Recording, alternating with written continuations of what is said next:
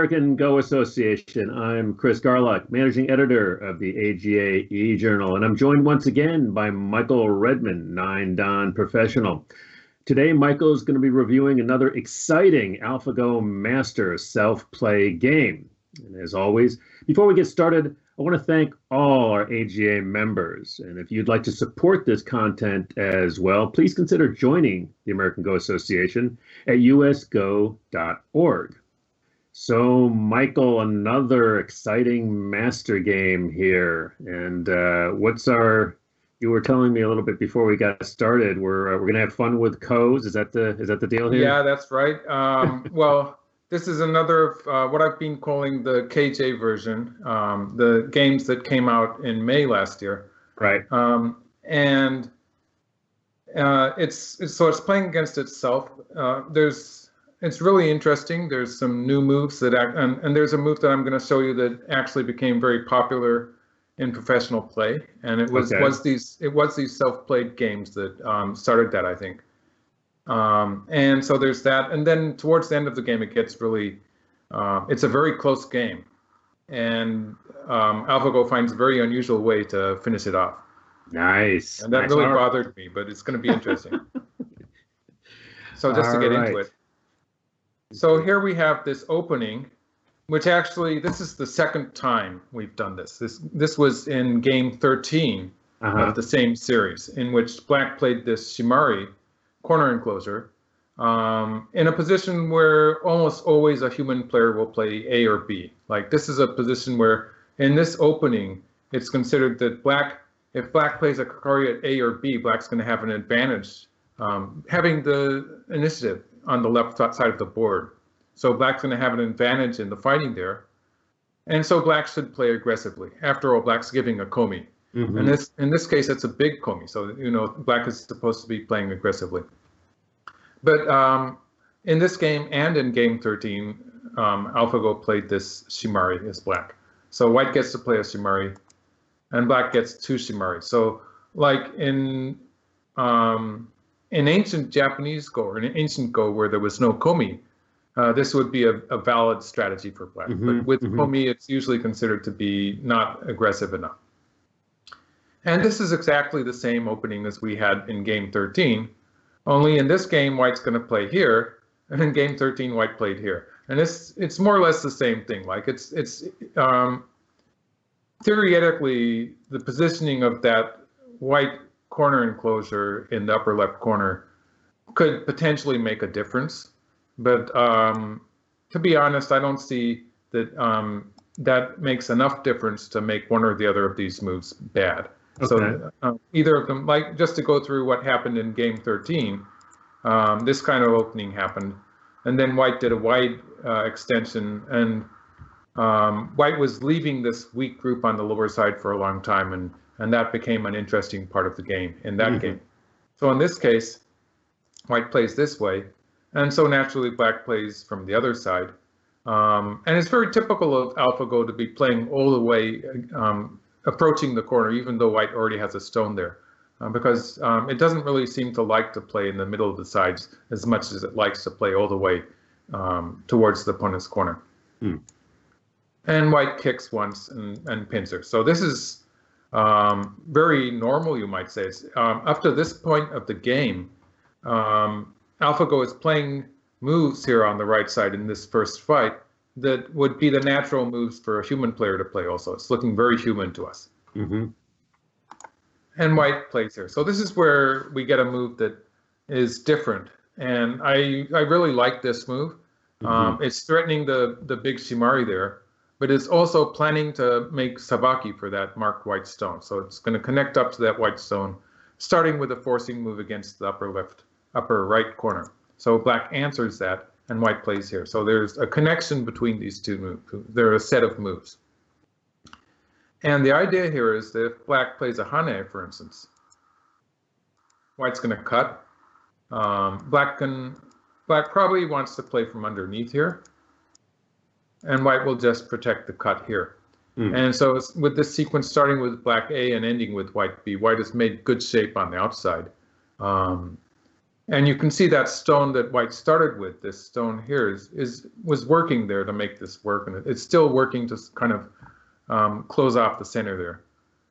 And there is some pressure being put on black's group in the lower right.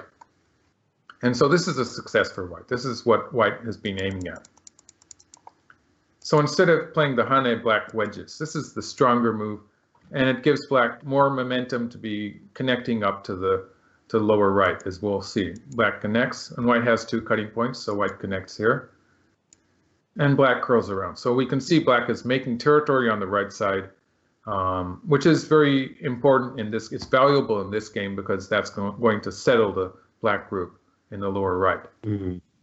So it's making territory towards a weak group, which is efficient. And in the meantime, white is making good shape in the center. And so this jump on the 5th line is the kind of move that I'm really impressed with. This is something that I feel was sort of missing from Midgame, the ability to add 1 stone to this group to make it strong. And we can see that white is starting to control the center of the board. And like if white had not added that 1 stone, then there would have been a black attack on that white group. So it's important to add a stone here. We'll see how this stone starts to work with a white moyo later in the game. But for the time being, it's a defensive move that stops black from attacking first. And black extends on the side. This is a very reasonable move. When black extends here, there's some weakness there's still some weakness in the lower right corner. Mm-hmm. So this is a point where I find this move hard to understand. And so this is the first move that I'm going to really question in this game. Because it doesn't really get rid of the invasion at A. And we're going to see that happen later in the game. Yeah, so I would have just extended down at B, the Sarari at B. And that would have secured something like 15 points or a bit more in the lower right corner. It would be a huge territorial move. And so you get the idea that with this attachment on the 4th line, white is trying to play just 1 more forcing move before protecting the corner, but it's not actually forcing it. It wasn't effective. So I really question this move, and I'm going to talk about it later when black actually does invade at A, because it's not really working to erase that effect. So black plays here. Now this is the move that I was sort of hinting at earlier. This is a new way to deal with the big shimari that has become very, very popular with pros. And it's not just this version of AlphaGo that was playing it, but I didn't see it in the Master Series. So I don't remember seeing it in the Master Series. I think after that, AlphaGo has been playing this attachment, and it's become very popular. Has it ever shown up in Joseki's for that? It doesn't look familiar to me. Nowadays, professionals are playing this move, so you're going to be seeing it. Wow. Maybe it's just some of the younger professionals in relatively informal games, or maybe not broadcasts, but you're going to be seeing it fairly soon, because it is fairly effective. And it just seems so crude, though, right? I mean, just bam, right on top of the stone. It's bam, right on top of the stone. But it works to a certain extent, and I'm going to show you a number of ways white can answer it. There's a lot of reading involved in this move, because white has a number of ways to answer. But first, I'll show you. This is something that I actually did see in the Masters, and this is a very generous move. Human Go theory, until now, it would say that black is giving white too much in the corner, because that's a big shimari that white is starting with. And so while Master played this, this was maybe one of the Master moves that did not with this big shimari, it wasn't so popular. It was popular with the smaller shimari. Well, after black attaches here, well, one of the variations is that if white pulls back, it's going to resemble that shoulder hit to a smaller shimari. It's as if black had played a shoulder hit and white had curled once. So this just reverts to that. So that handles the question, what if white just pulls back? Because this is going to be giving less territory to white. So this should be satisfactory for black. So then there's the question, well, this is the game move. So we'll get into that one last. And so we have 2 more moves here. A Hane, because black has attached white will be playing one of these 4 adjacent points. It's white. You answer an attachment with an extension in some direction or a hane next to it. So white's going to choose one of these. If white extends towards the lower side, which is extending towards black's moyo, so there is some sense to that move. Black's going to play here and here. And white's probably just going to connect in the corner.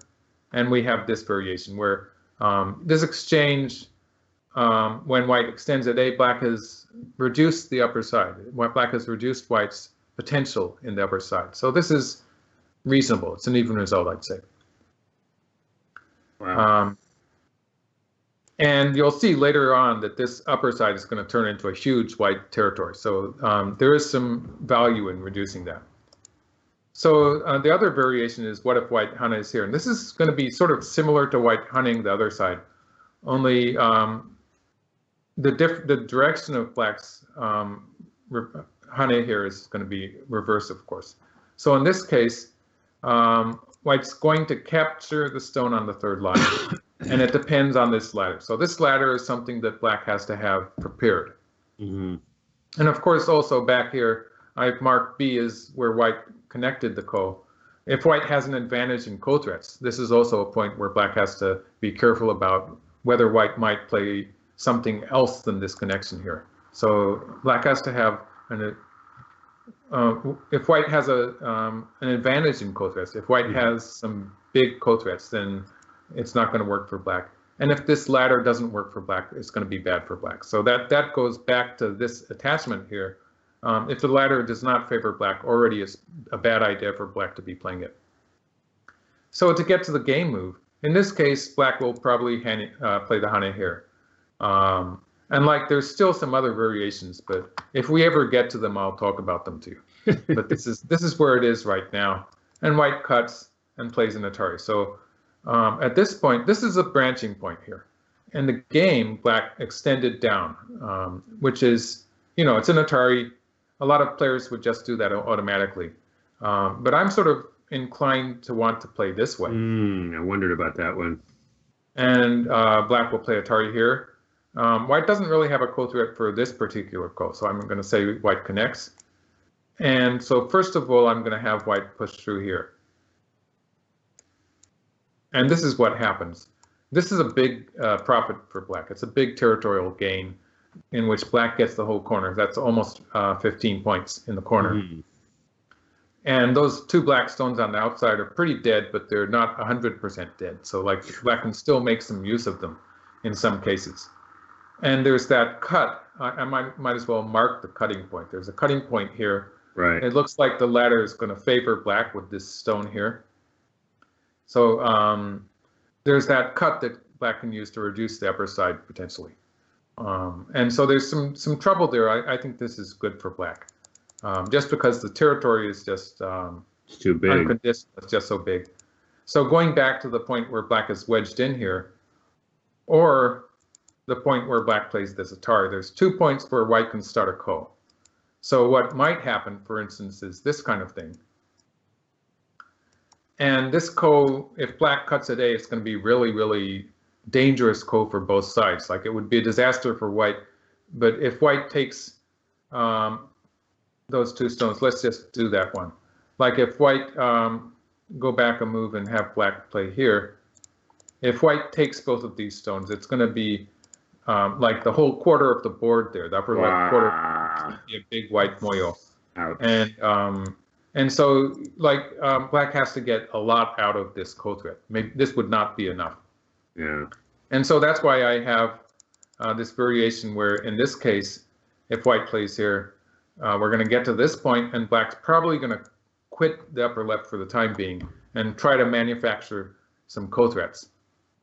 So black will have the option of cutting at A for a huge ko, or covering at B, which would be less of a confrontation, but it would also be a kind of a ko-like situation.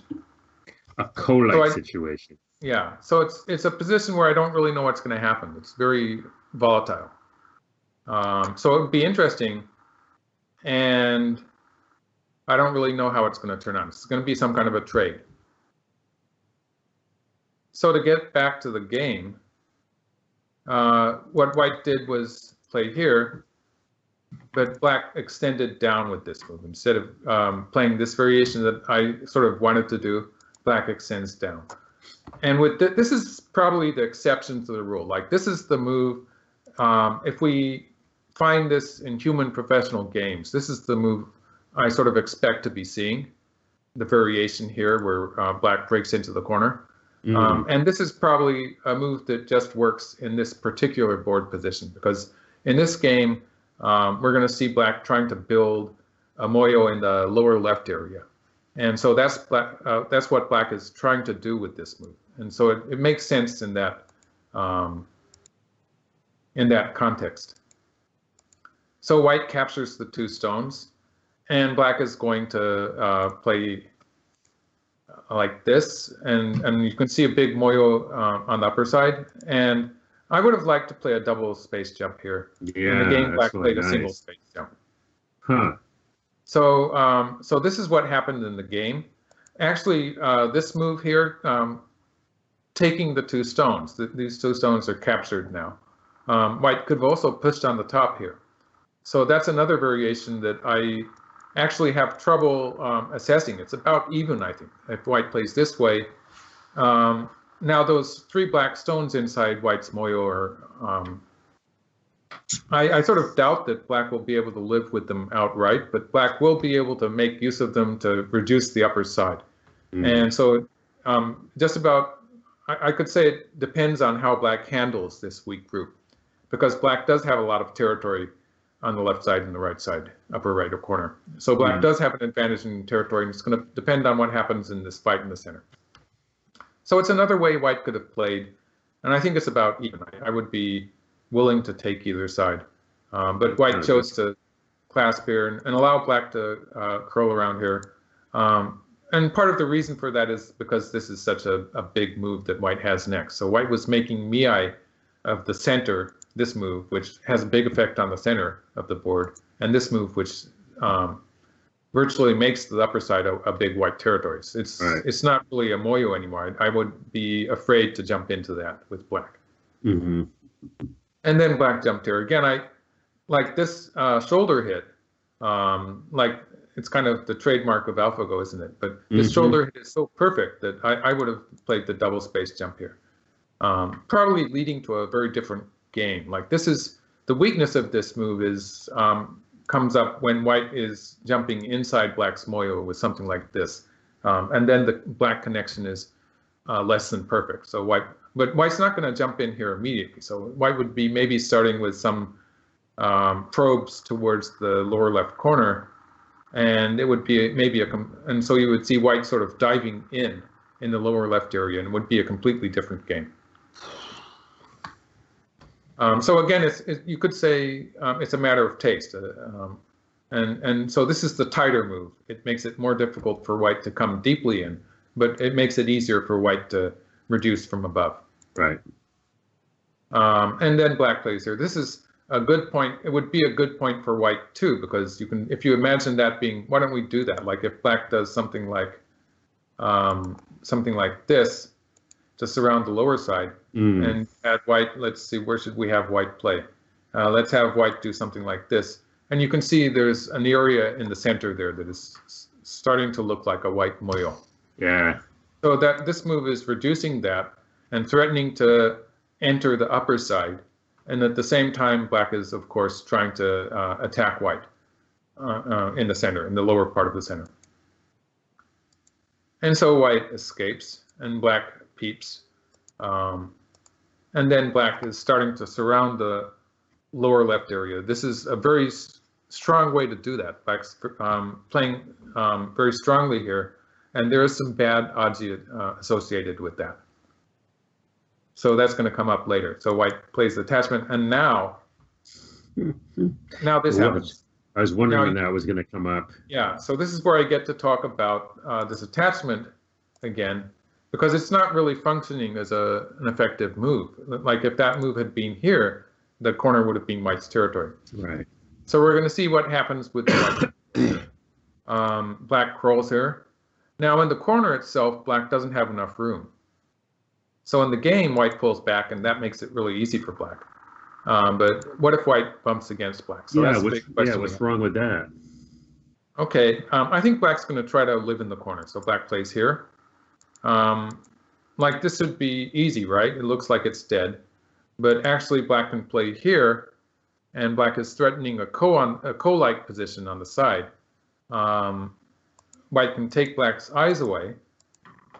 But this is not even a ko, actually. This is going to be white in Damezumari. So if white continues with this way, oh, that's so clever. those marked stones are just going to be dead. So it's white could make a ko of it at this point, I guess. Like if white plays something like, if white plays here, it would be a ko, but it would be a very dangerous ko for white. Like this ko would be almost a flower viewing ko for black, and black would just trash the upper side with that move, the ko threat.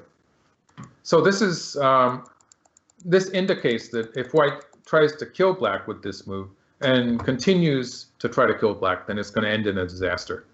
So that partially convinces me that this is okay, but it still doesn't explain that marked move there, because that marked move has allowed black to do this. And that's a big territorial difference. Like it's 15, something like 15 points in the corner for white that has disappeared and has turned into a 5 or 6 points for black. So that's barely alive, right? White's not alive yet. White has to connect up to the center. Yeah. So white connects up to the center. Well, fortunately for white, this is connected. For instance, if black tries to cut white off, then black still has a very weak position on the right here. So black has to save the 2 stones, and when white cuts here, it's just not going to work for black. Those 2 stones that are marked A don't have many liberties, so they're not very easy to move out with. And of course, there's this other stone that is in danger too. So this is going to be an easy fight for white. This is going to be a disaster for black, actually. So instead of trying anything in the center, black adds a move to the right side. This is a huge move. It wouldn't do for black to allow white to play that point. And now white is connecting all the marked groups. And we can see that by doing so, by connecting up like this, white still has some potential in the center of the board. So that's a very important move there. Not only does it get rid of potentially weak white groups, it also starts to build some territory in the center. And you can see I put an A on the board too. That A is where white is going to play next if black leaves it. That's a weak point in black's shape now. That white has filled a liberty from the outside. It's going to be much more effective. And so black protects. Oh, well, black protects now, yeah. So now the lower side is turning into a black territory. But white's going to try something in the corner. And this is one of the ways to attack this big Shimari. This is one of the ways to try to scoop out the corner. And it's sort of, in this position, I think it would be a bit too much to be playing, let's put a stone now. Playing here, probably it's not going to work. That's maybe a bit too deep. Even if black just plays here. Black's so solid on the right here that this kind of move is not going to be very effective in trying to make a ko, because black has so many stones to the right of that area that it's probably not going to work. So that's why white is starting a bit further away from the corner. And so like if black plays something like this from the corner, then white's going to get some forcing moves from outside at least. And so that's going to help white move into the left side. Now, just to check the cut here, there's a, I was sort of still worried about the cut, but this is not going to work either, because white can cut black off here. And you can see again, the right side is in trouble, so black has to add a stone there.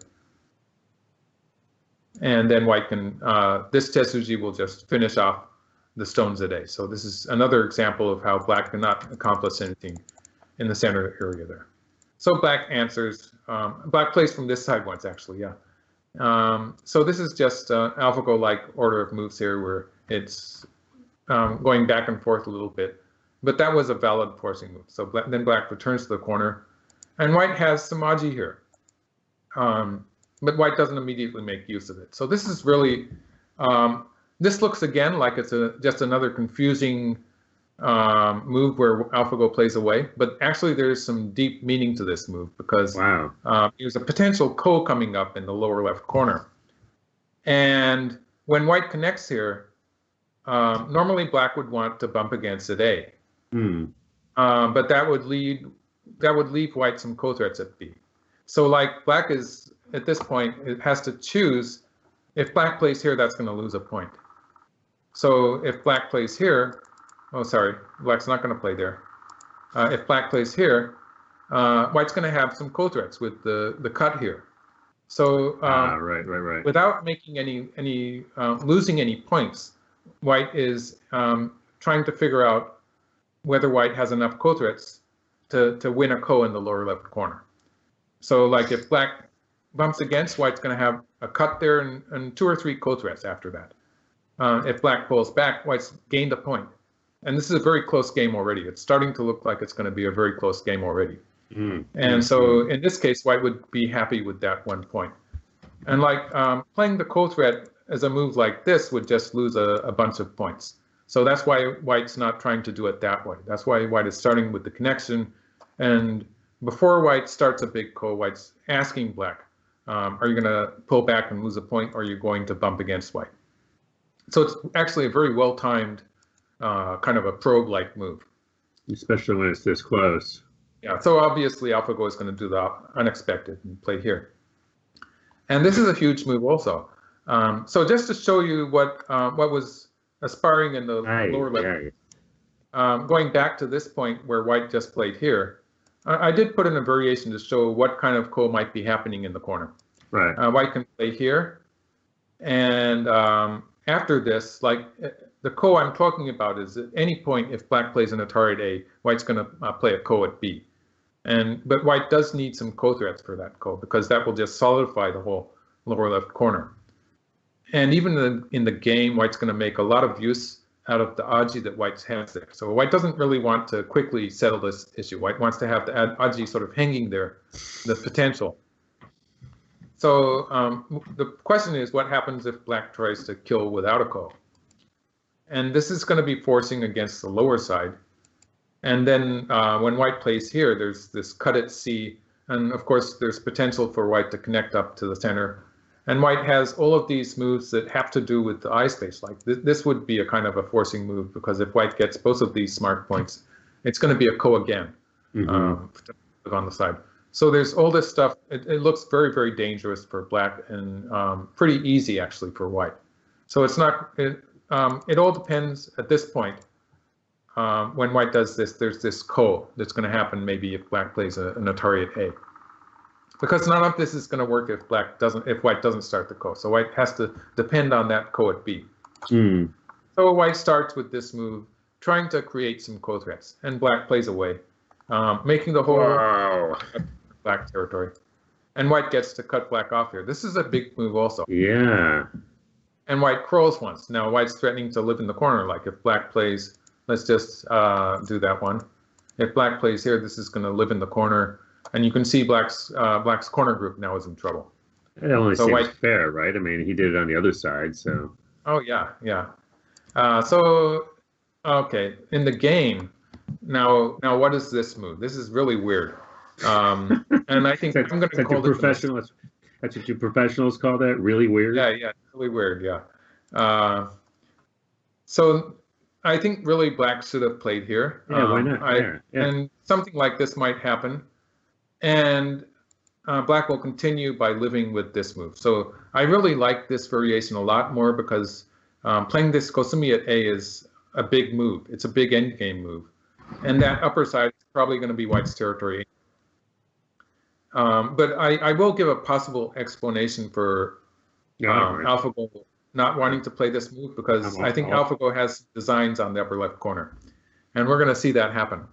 And so some designs on trying to do something inside white's moyo maybe, which I would not even dream of at this point. Like I would think of maybe gradually jumping in from the center, but I wouldn't want to dive in at this point. But just to show you how I'm going to show you how black lives.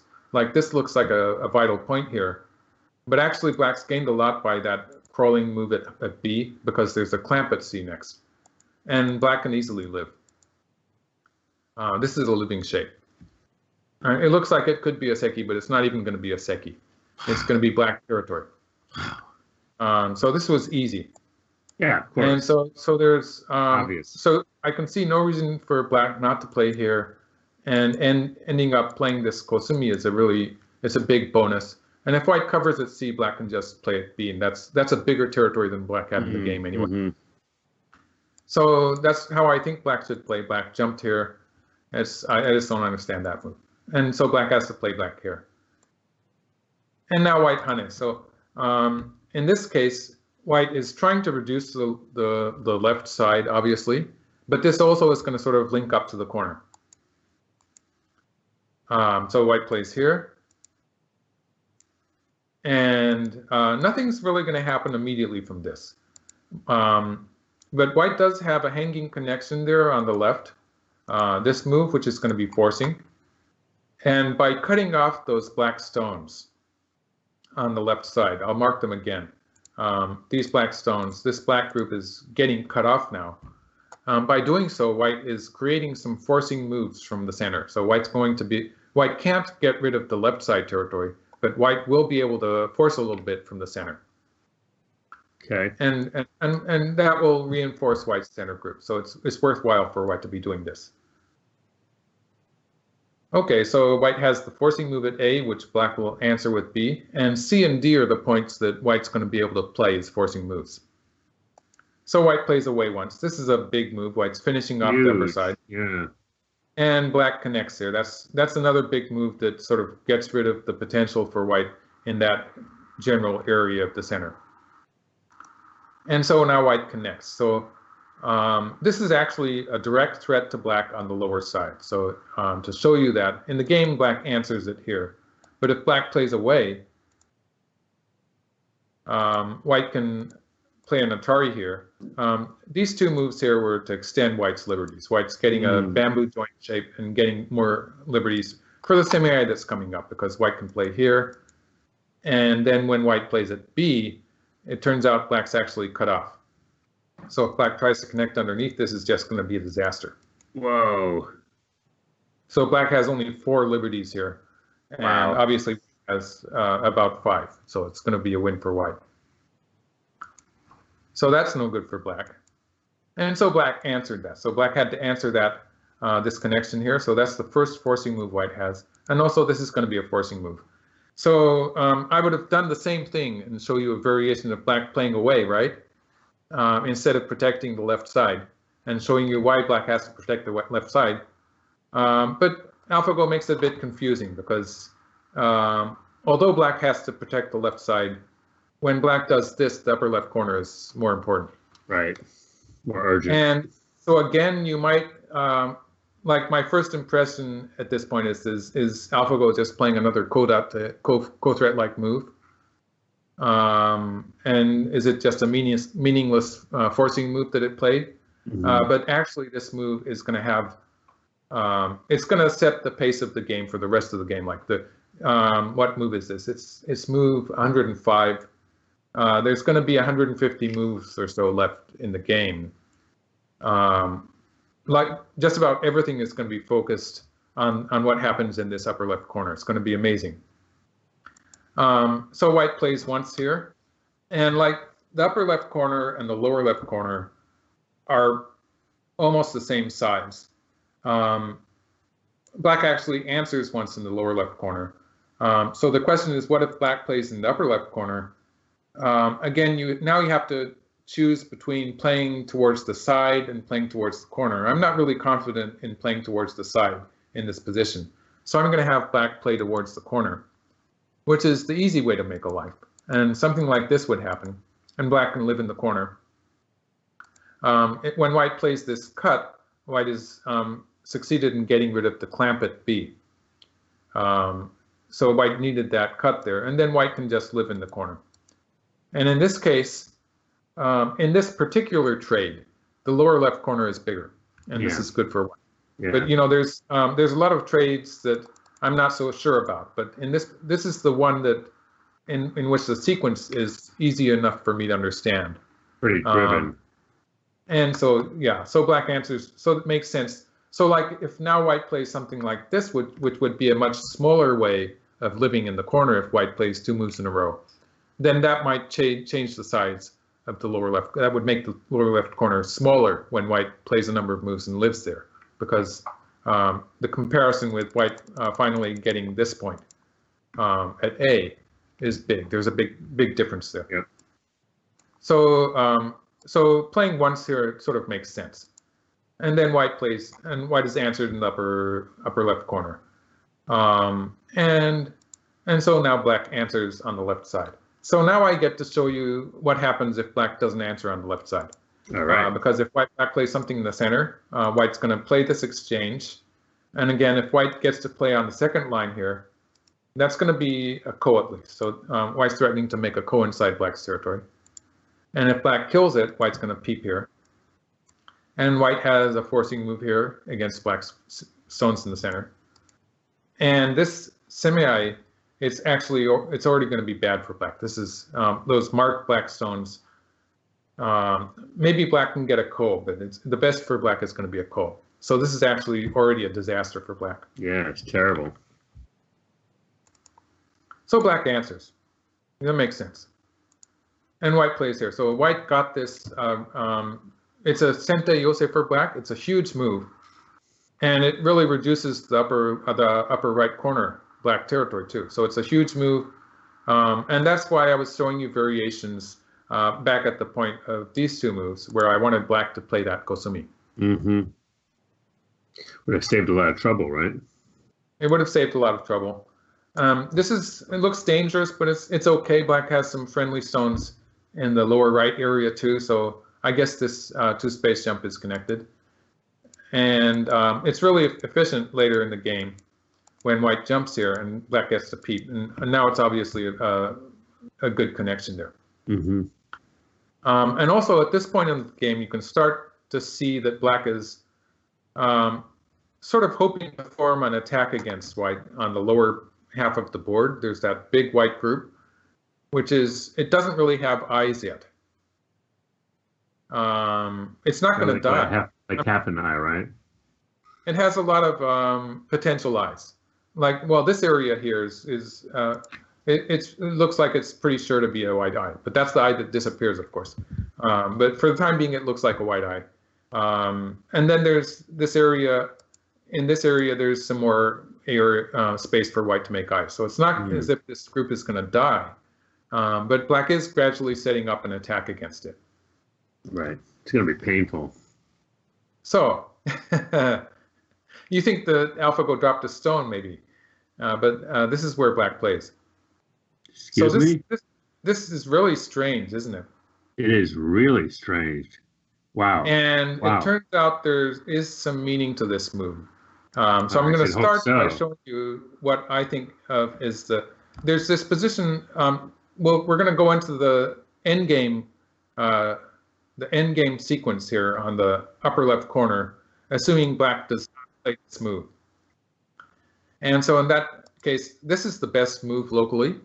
You can see this white stone here is sort of getting in the way. So black cannot go very far.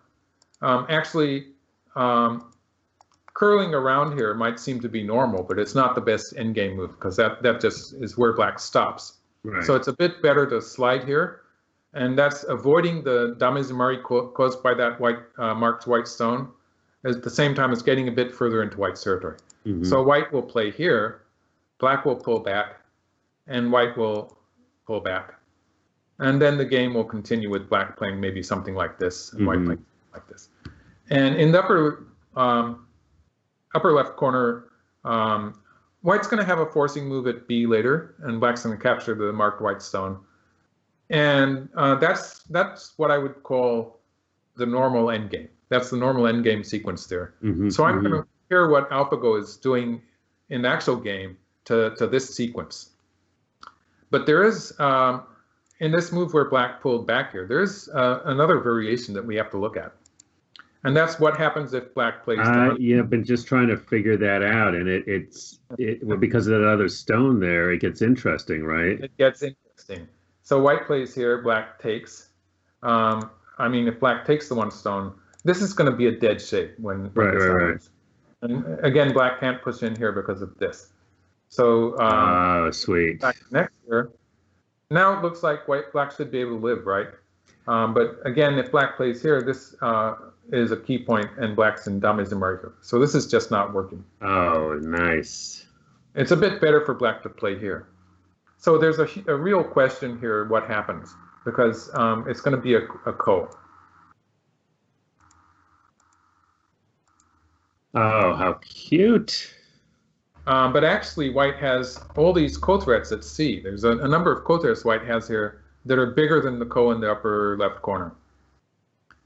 And black doesn't have enough ko threats to win this ko. So you can see that black's played a lot of stones inside white's territory, and white's territory's boundary has expanded. So if black cannot win this ko, it's probably going to be a failure for black. Right. So that's a reason for black not being able to play here with this move. So that's why I'm calling this the base variation that I'm going to compare everything with. Mm. And this is the move that black would have liked to play.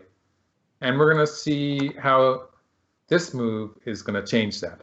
Because in the game white played here, and there's going to be all sorts of things happening with this move too, but I'm going to show you what happens first if white plays here. It seems reasonable, right? There's no way black's going to live in that corner. But black's going to slide here anyway. So now what happens if white plays here? Uh-oh. It's a bit different. We have the same sequence here, but now, of course, black is alive. Oh, wow. And this I did not even see that coming. Yeah. Well, this is going to be good for black. That's a nice 5-point territory for black in the corner. And so it's a huge gain. Even though white can capture 2 stones on the side, that's not comparable. Right. That's huge. So that's the difference between having that stone at A and not having it in this case, and in this variation. You can see the ko happening. Whereas with that exchange in, black gets a life. Mm. Just because there's that exchange there to start with, black's already alive at this point. It's so clever. And so, yeah, so that was one eye-opening variation, because this seems a very natural move. In the game, white plays here, and there's some problems with this move too, because black clamps here. So black gets this forcing move. And again, there's the question of what if white plays here. This is going to be slightly better than the game.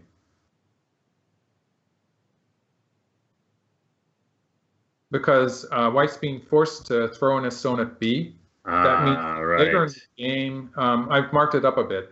Later in the game, if black plays B, it's probably pretty much to the end of the game. There's going to be an exchange of a black stone at B for a white stone at C, and there's going to be that final ko left over at D.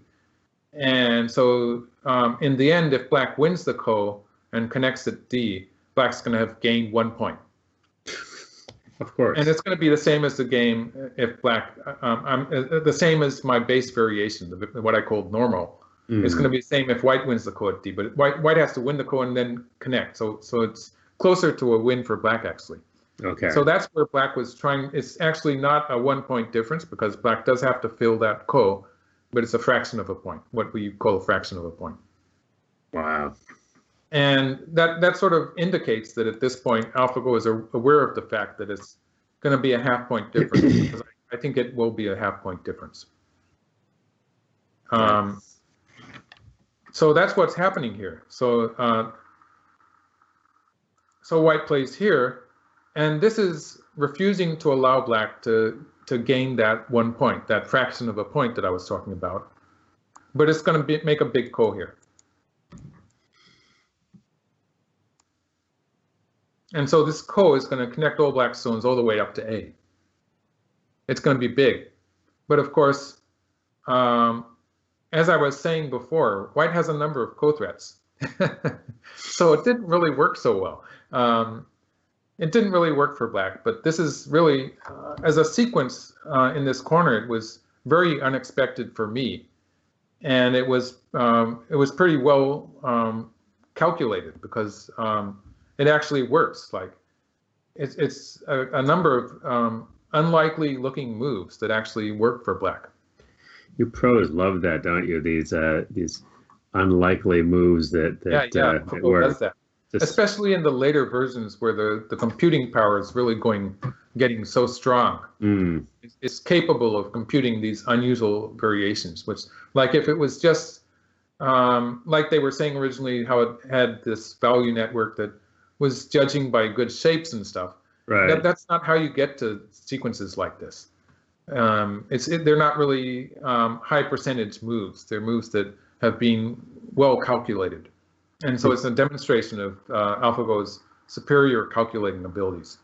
And it's interesting because I think part of what you're saying is you're starting to see some glimmers of of zero here, some glimmers. Well, it's a completely different program, of course. Right. But it's very similar in being more advanced in its calculating powers, I think, than the master that we saw in the master series. Right. No, I think that's what we're seeing here, and it's interesting because, of course, in zero it comes into full flower, and here it's just popping up in these special interesting. Well, I get moves. the impression that they were just gradually improving the whole system, although they had the same system working with all of the versions of AlphaGo. It just seemed to get so gradually efficient, and that's probably why they were so successful when they did zero from scratch, because they had such a better system set up at that point.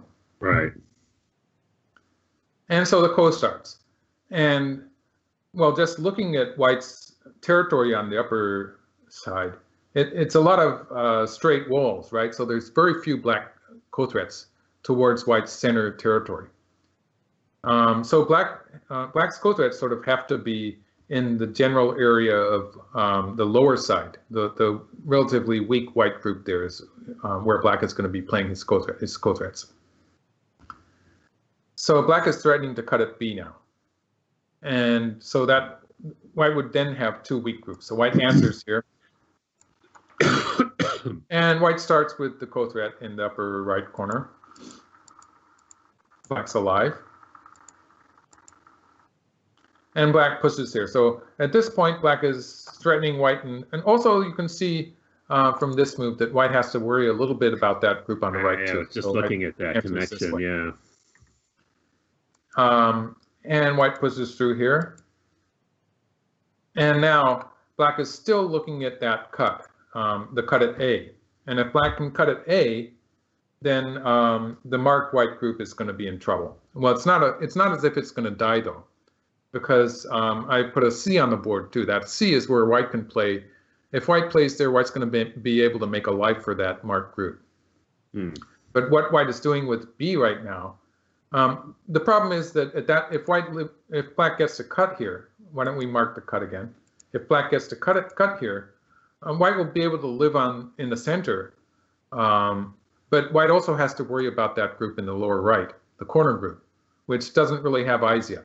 So that would be dangerous for White. So that's what this move is doing. Who needs eyes? God.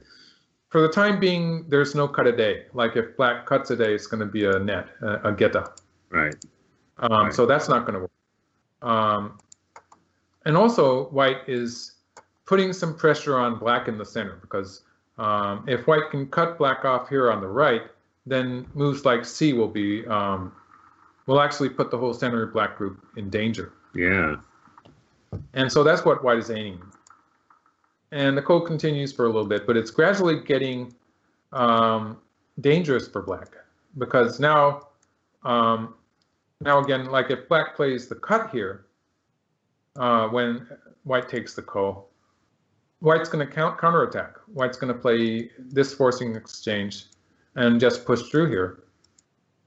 And the cut at B is just gone. White has a connection at C. And still, that center group can be cut off if White plays two moves in a row. So it's not really succeeding for Black. In this case, Black is going to be fresh out of ko-threats, right? And White's going to win the ko. So, but the game didn't work out so well for Black either. Black, instead of the variation I was just showing is Black cutting here. Black covers on this side, and White plays here. So this is getting rid of the cut. And if White can connect up here, then of course, as a whole, this group will have no trouble making a life. But White's also threatening Black here. So Black's group, White's threatening a cutting point here. There's a cutting point here that works now. So white's threatening that and threatening the whole center group. And if white cuts at the mark point, white's going to be able to squeeze black a little bit on the right side too. So there's a lot of extra potential here if white cuts at the mark point. So black just gives up at this point and adds a move. White gets to finish the ko. So that ko did not succeed for black. No. But it's really ambiguous with all this stuff that happened in the center, because in this exchange in the center, we can see that there's a lot of scattered white stones here, right? These stones that have become bad exchanges. And so black is gaining a little bit in the center in the meanwhile. And so it's really, really difficult for me to say whether this was maybe a losing sequence to start that ko, or maybe it was not really making that much difference. I think that when I look at this position and look at the following endgame, it's still a half-point difference. Wow. So I can't really say that black has completely failed here, because black is gaining some points by making forcing these bad white moves. And this was forcing, so it wasn't as if black lost points in that area either. And so black returns to the right side, the left side. So usually, like, this is where I would start winding up, and it's just endgame moves now.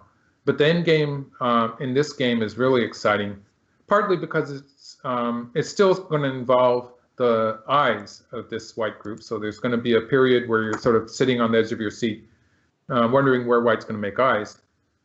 And also, this situation in this area of the center is sort of interesting, and I found that very interesting. Wow. And what's more, the way the game ends is going to be really, I find it hard to believe. Well, let's take a look at the end game, because I think that's really useful. Well, this move white has played is threatening to capture a stone with A, and also white can make some territory with B. This territory in this area is really important, because it will be, if white makes some territory here, that's going to be white's eye space. It's going to make a big difference in the follow endgame. Sure. So black jumps in. So that explains this move. Black is still trying to attack the marked white group. And white has some eyes on the lower side too. So this is actually, it's one of the bigger moves as far as territory is concerned too. It's a big endgame move. And black cuts white off here. So what black is doing with this sequence is black is completing the tracing of that area for white. That black is taking away all the white's territory and is going to start to chase those marked white stones. And in the process, black is going to be able to play a forcing move at A. So black's going to get a lot of profit there, and white's going to get something back in the center of the board. So this is kind of a forced sequence here. And white gets to connect up. But as I was saying, black gets to connect here with Sente. That's increasing black's territory on the left side. But you can see that white is gaining a little bit back by attacking these two stones. And now white still, and white plays here once. And this is a really good move. It's correct for white to be sort of making miai of the left and the right here. And then black plays here. And this is another move that is really hard to compute. It took me some time to figure out all the variations here, because it's a very, there's only one line in the variation following that is correct. It's really a very, a position here in the center that requires a lot of reading, but this pushing through at A was actually a very good move. Now white plays once here, and then white takes on the left side. So it turns out that I think this is the correct move. But there is the question, what happens if white just goes after the two stones? This is the main question I have here. So in this case, black's going to play the hane here. And this threatens to connect up to the two stones, so white's going to push through. And then black switches to the left. So this move at C is threatening to cut at D next. And that would capture a chunk of white stones. Whoa, that'd be math. A chunk, 1, 2, 3, 4, 5, 6, 7, 8. Yeah. That's like... That would be too big. So white answers that. And black's going to play play to the right now. After playing this sequence, you might think that black wants to save those 3 stones, but black's already established some gain there by forcing white to play inside. So now black switches back to the center. And this is threatening to poke out into the white territory, so white has to answer that. Wow. Then black's going to switch to the lower side. This is a forcing sequence because it involves white's eyes. And this actually happened in the game too. So white's alive with the marked group. And then black switches finally back to the center. It's an amazing endgame, right? This is the timing is just superb. The timing, there's only one timing that works. So this kind of thing will happen. Black's going to win by 1.5 points. By my I worked it out. By my calculation, black's going to win by 1.5 points. That's what I had it for too. Yeah. Yeah, of course. So that's what happens here if white tries to capture the 2 stones. And in this variation, I'm thinking that white's going to win by 0.5 point. So I guess there's a two-point difference there in the territory counting rules. How long did it take you to work that out? Oh, I had a lot of fun. There was a lot of. I'm only showing one variation, but there's a lot of side variations. No, but I raise that not so much asking about how much time, but I'm just, in a game, if I was in overtime, for instance, doing 1 minute, right? There's no way I would have read that out. Yeah, but the computer is able to do that. It's able to do that. I think it's really, probably using something like 2 minutes per move or something like that. And that's a long time for an AI. Wow. Yeah. That's just brutal. Brutal, yeah. And so black goes back to the lower side. We can see that this white group here doesn't have eye space unless white continues to answer here. So white, this is interesting. This actually locally, playing inside the black territory compared to playing a Hanetsugi here, in which case black would have just 4 points in the corner. White's actually losing a point here, but there's some value to getting this forcing move on the 3rd line. So I'm going to say that was about even. And finally, white's alive on the side here. So white's alive, and black returns to the center. And this is the correct move. It's a move that could be missed in a human game. White is securing the 3 points, the 3 mark points, and white still has a big move at B. So this is the best way for white to answer here. And finally, we're winding up. This is where the game is supposed to get simple. And so far, it's a very straightforward sequence. And by my calculation, white is already winning by 0.5 point. But it's going to depend on a final ko. So I have to count the ko-threats, and white has a 1 ko-threat advantage. 1 ko-threat. Wow. And it involves a slightly hard to understand ko-threat on the left side. And I have a theory that, kind of a hypothesis that AlphaGo maybe misread this position on the left because assuming white knows that it has 2 ko-threats on the left side, white should just connect here after playing the Atari, and white should just connect here. So this is the way I would want to finish off the game. This is the variation that I would first read out in an actual game, and I would have relatively little trouble reading out the final endgame moves because it's just a few moves. Black plays these forcing moves here, and it's good for black to play this point, gain a point there, and allow white to gain a point here on the lower side because there's a difference in ko-threats. So this sequence here would take me little time to read out. And we can see there's a ko developing there in the upper left because white cannot connect both stones at the same time. So white has to win this ko to win by 0.5 point. Wow. It's actually the Chinese system is 1/4 point. So you count the ko-threats. And so with a ko like this, it's very easy to count the ko-threats, right? Because just about any ko-threat is going to be bigger than the ko. So you don't have to worry about whether the ko-threat is going to be big enough, which is something you worry about earlier in the game. So let's just go through the ko-threats. There's these ko-threats here. This was threatening if black had played there again, where white just played. White would have been putting a stone inside white's territory. So, so this is the move. This is the move that I think that maybe AlphaGo didn't see for some reason, or didn't like for some other reason, because this is a ko-threat, And let's just assume that it's forcing. White's going to win the ko by 1 ko threat. Let's just go through that sequence here. Black still has some ko threats.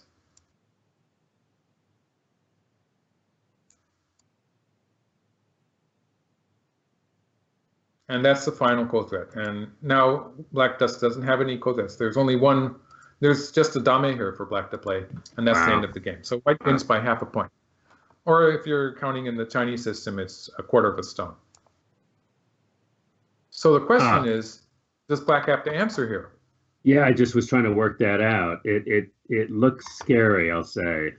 It's scary. White comes underneath, and black is faced with a decision whether to back down. Black basically has this move or this move. Oh, sorry. This move or this move. So we'll start with this move, which is going to be a crash for black. White plays here, black cuts, and white starts a ko. Now this ko is really, really dangerous for black because black's liable to lose the whole left side. Yeah. So white's ko threats work because all white has to do is catch back the. White has to catch up 1 point. Yeah. White lost the ko at E, so all white has to catch up is 1 point. So black has to answer this move. Black has a local ko threat. That's the final black ko threat. And white has a ko threat here. Because wherever black plays, like there's a number of ko threats that black has, but the loss here is so huge that like even if black plays this one, white's just going to capture here. Oh, God. That's just a huge win for black. Yeah. For white. For white, yeah. It's a big win for white. Something Plus, it's close just to so 40 sad. Yeah, it's just so sad for black, isn't it? Oh. Close to 40 points difference. So that's obviously not working. So maybe black just pulls back here, and white's going to capture the 1 stone. And you can see this whole black chunk of stones is sort of in dames and Murray. So black has to cover here because if white pearls there, it's going to be trouble for the whole black. Yeah. So this is going to be a ko. And so we have this ko here. Again, it's a question of ko threats. So it's just a change of the position of the ko.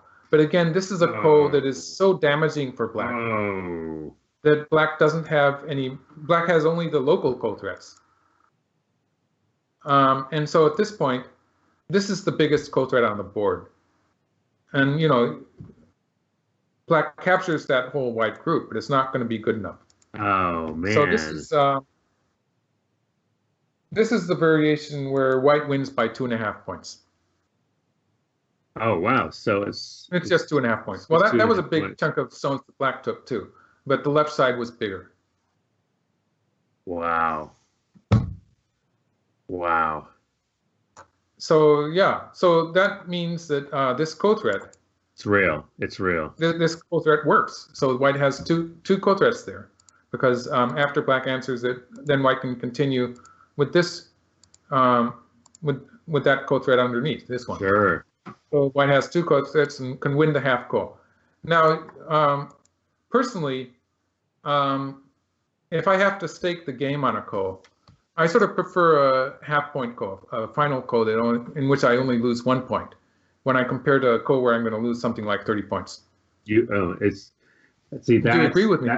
That's what shows you as the professional. See, I would have gone with the 30-point one. Oh, yeah, but you're not going to gain anything. Even if you win the ko, it's still going to be half a point. But I don't know. Maybe AlphaGo doesn't bother AlphaGo. Probably not. The fact that AlphaGo didn't connect this ko really bothered me a lot, and that's why I made that variation that I was just showing you. And the ending position, you won't believe it. It's hard to understand what happened when black resigns.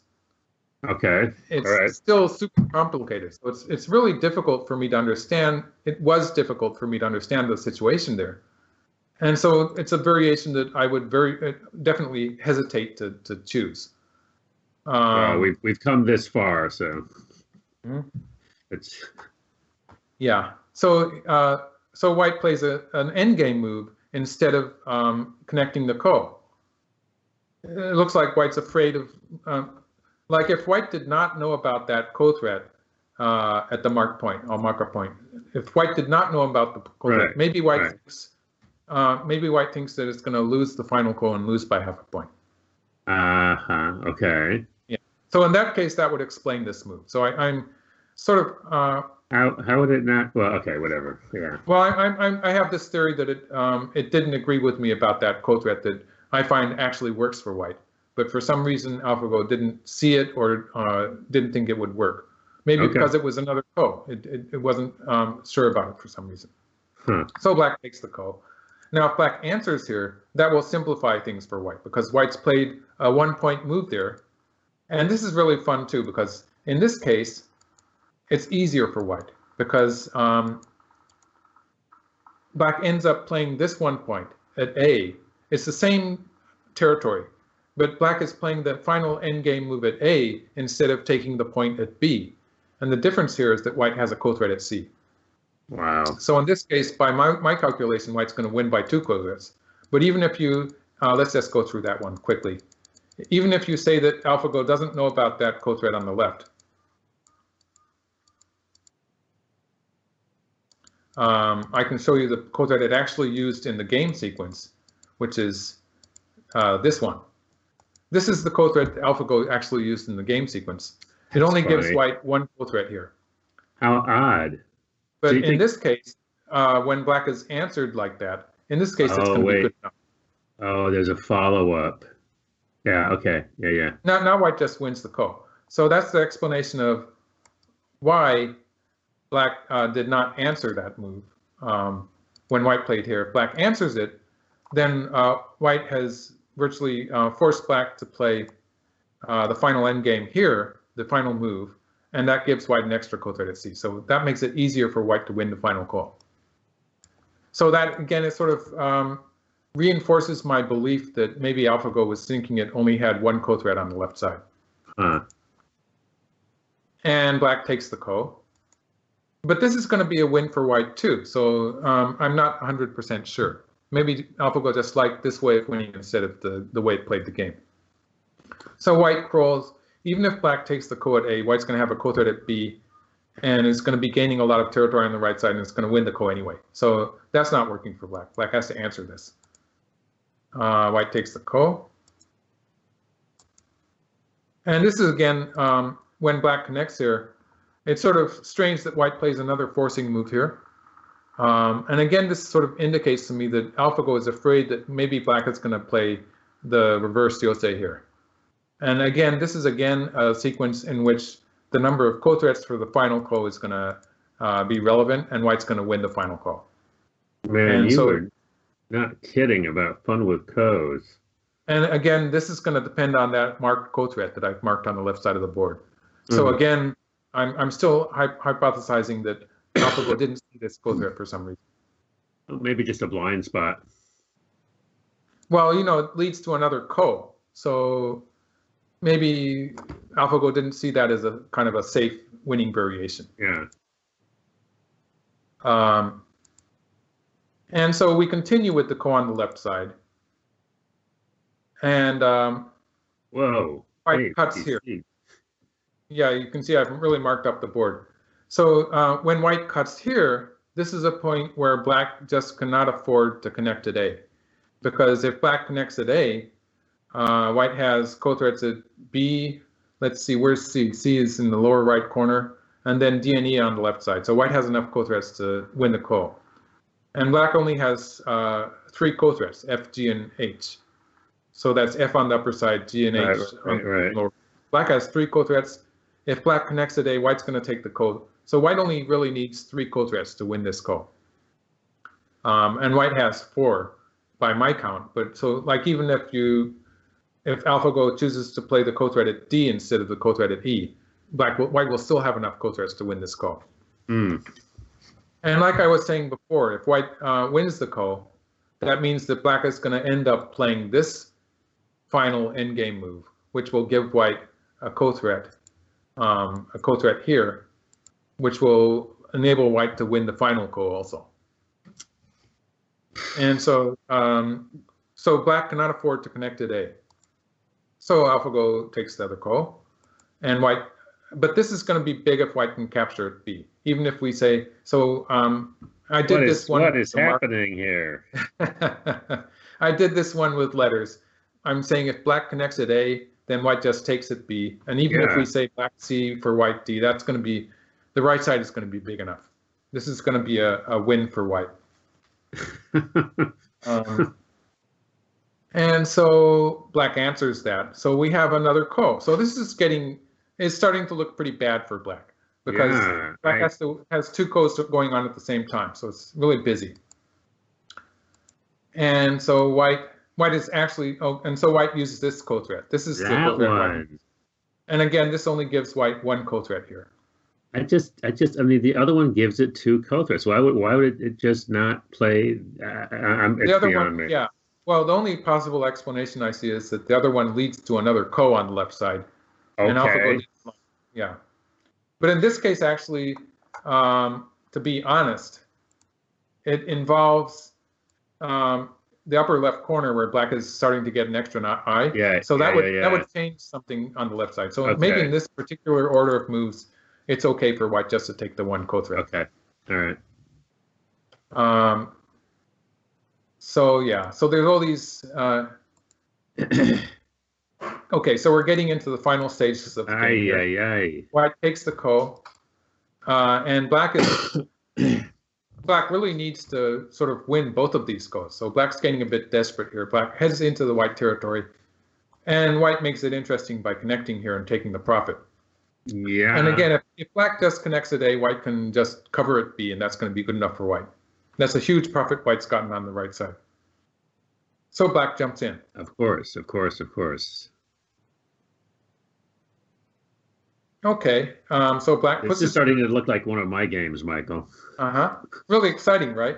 So you sort of wonder what's going to happen next. I have no clue. I have I have lost the plot of this game almost completely.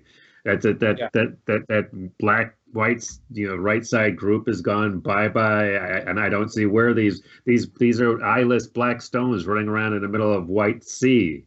Right. Well, it's a ko. But this is where black resigns. Wait a minute. Who resigns? Black resigns. Black resigns. Okay. All right.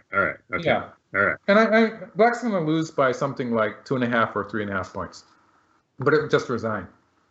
And it took me a lot of time just figuring that out too.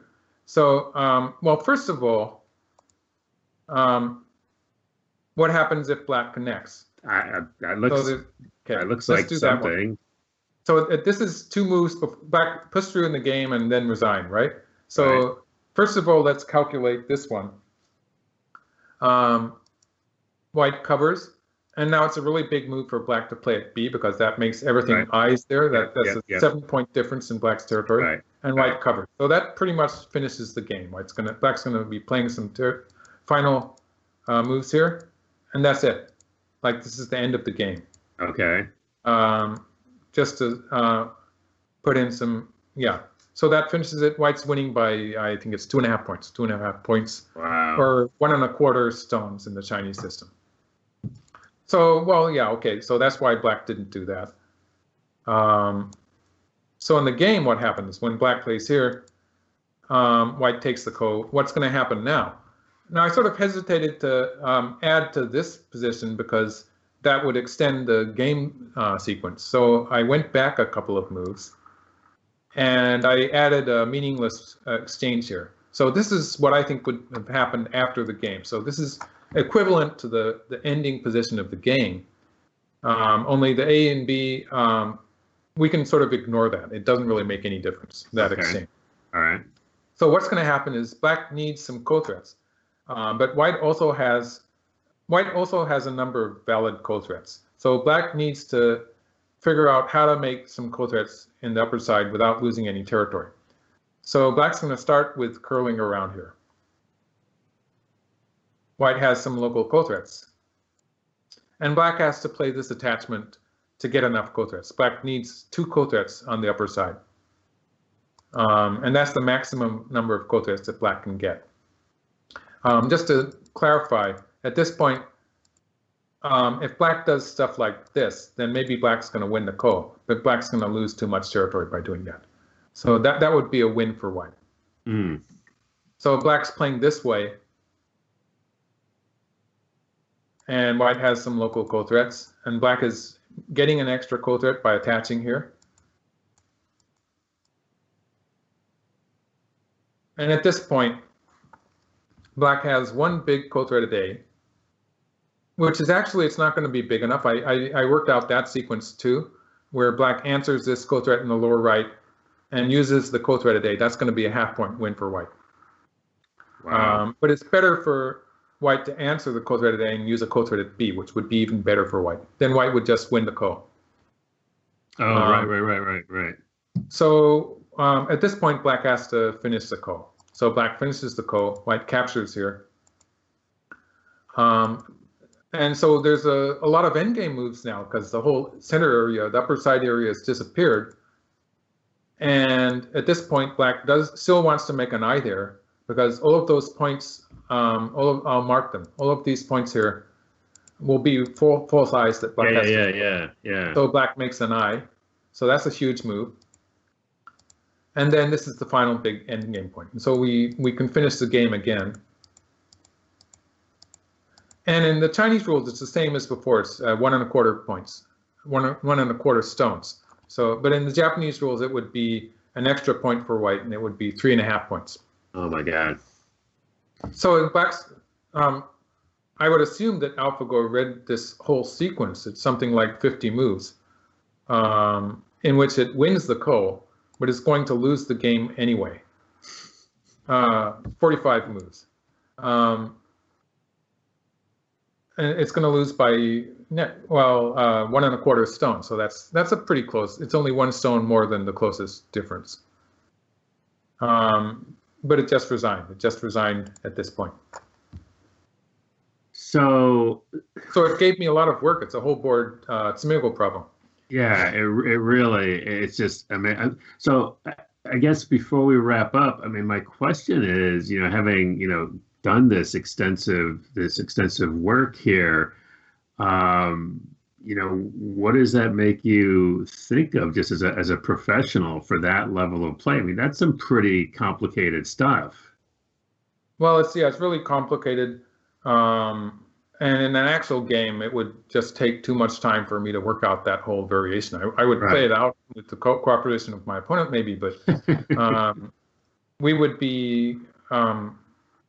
be reading out the 50-move variation to start with. We would be working it out as we did it. So we definitely would not be ready to resign at this point. Human players. Right. So, but it gives a chance to talk about, in tournament games, how much time do you have? Usually it's just 3 hours. That's in the Japanese system. We usually have 3 hours apiece. And so the game starts at 10 o'clock in the morning and usually goes on late afternoon. But of course we have overtime. So if you really hang in there, you can last longer than that. Right.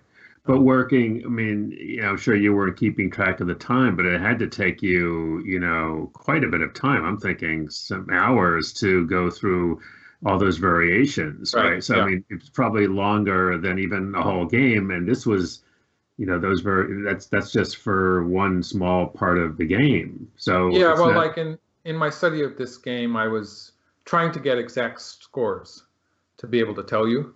Right. And in actual play, I wouldn't go that far. I would abbreviate at the point where I thought the variation was looking good for me. And so I wouldn't actually go to the end and get a numbered score for the variation. So that would make it a lot quicker in an actual game position in which I would be cutting off the variations relatively early. But it still would be probably at this point in the game, after playing something like 250 moves, I'm pretty sure I would be in overtime. Right. Especially in a complicated game like this. And so there would be no way I could work it out. I would just have to play each move, try to find the best moves. And I would just be avoiding losing sequences, which is easier to do. It's easier to avoid a sequence where I can see it's not going to be good enough, right, than it is to find the correct sequence. But it's so I'd be just cutting off the bad sequences. But what's as I did it, I wouldn't be reading it Yeah. But in this, I mean, if you look at, when you're able to actually work this out, I mean, it seems like it's pretty, I mean, I know it's not just like an academic exercise for you. I mean, you're really interested, but I mean, there's a certain satisfaction in being able to, to know, Right. Yeah. you're not just trimming off the bad ones. You're actually, Right. and you know it down to the point. I mean, I don't know, just from a pure Go point of view, it seems very satisfying. Yeah. Very satisfying. But of course, it's also what a professional will always do after a game. We Right. dissect the game and we figure out where we went wrong. And usually there's some mistakes we find. And then in a position like this, if we ever get in a position like this, we do try to figure out what the correct sequence is. So Right. it is the same, but it's a very high level of complication. It's not usually this complicated to figure out. Probably just as well, or you all would have like brain aneurysms. Yeah. Oh my God. Well, listen, folks, I think you got your money's worth today. So, Michael, once again, superb job. Really, just amazing. I think people are gonna love this one. I'm gonna have to get some extra seatbelts to buckle in for some of these games, though. So, thank you very much. And one last thing before we go, I want to give another big thanks to all our AGA members who make videos like this possible. If you'd like to support this content as well, please consider joining the American Go Association at usgo.org. We'll see you all next week.